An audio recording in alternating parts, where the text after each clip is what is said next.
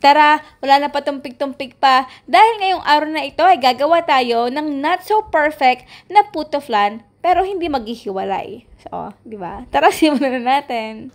So, puto butter lang muna ang uunahin natin. 2 cups of flour, 1 tablespoon ng baking powder, at kaunting salt. Haluin lang muna natin. 1/4 cup oil, 1 medium-sized egg. Ayan, at nakalimutan natin yung ating sugar kanina, pero okay lang yon. At kakanggata, 1 3/4 cup.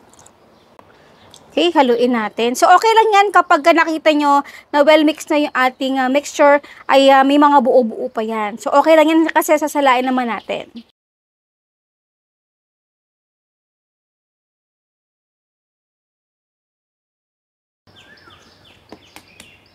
For medium-sized eggs, whole eggs ang kakailanganin natin dito.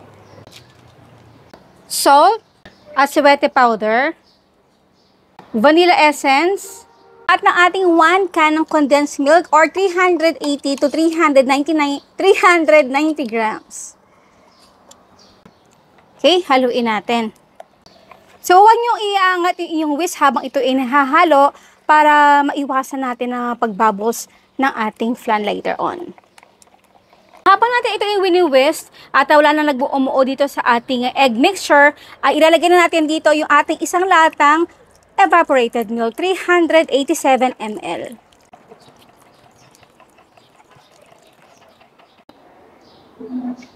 Salain lang natin ito ng mga 2 beses.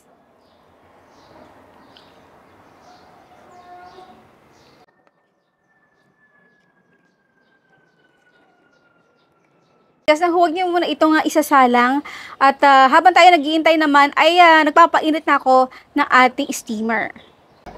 Next, ito nga pala yung ating gagamitin yung puto mold. Mas maganda kung gagamit tayo dito ng plastic, small to large size, okay naman din yun. Basta't importante ay plastic. Bakit? Kasi ganito yung mangyayari. At kapag gumamit naman tayo ng ganitong klaseng molde, guys, yung ibang leche flan ay dumidikit talaga sa pinaka-bottom nito. Kahit ilang oil pa ang gamitin natin. So, kahit na ito ay plastic, ay wiwisikan ko pa rin ito ng oil. At punasan natin yung excess. So, bago natin isalang itong ating flan, ay kailangan na napakulo muna natin yung ating steamer over high heat. At kapag nakita na natin ito kumukulo, hinaan na natin yung ating apoy into the lowest heat. Then, ayan na, dapat panatag na yung ating water dito. Tsaka natin ito isalang for at least 8 minutes. So, dito tayo nagsalang sa indoor kasi sa outdoor namamatayin tayo ng apoy, kaya nababantilawan. Check lang muna natin after 10 minutes. Check natin yung pinakaputo lang. Ayan. Okay na to. Okay guys, gusto ko lang i-share sa inyo, itong ating recipe ay nakakailang gawa na ako nito. Pero ayoko i-give up itong video na ito kasi gusto ko rin malaman ninyo kung ano ba talaga ang nangyari, kung bakit hindi naging smooth yung ating flan.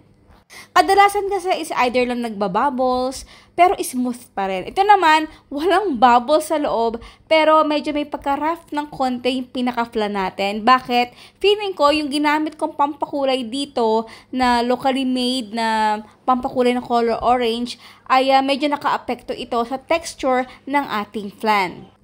And now is done our not so perfect na puto flan, pero hindi maghihiwalay. Pero na guys, wala na pa tumpik-tumpik pa. Pagod na ako. Kain po tayo.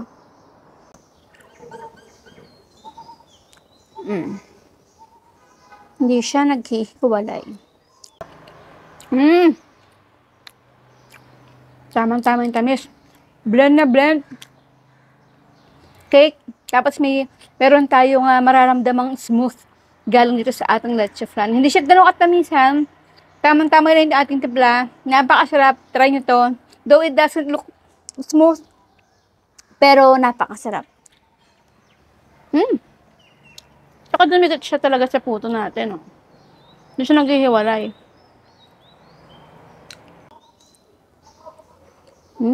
Sarap.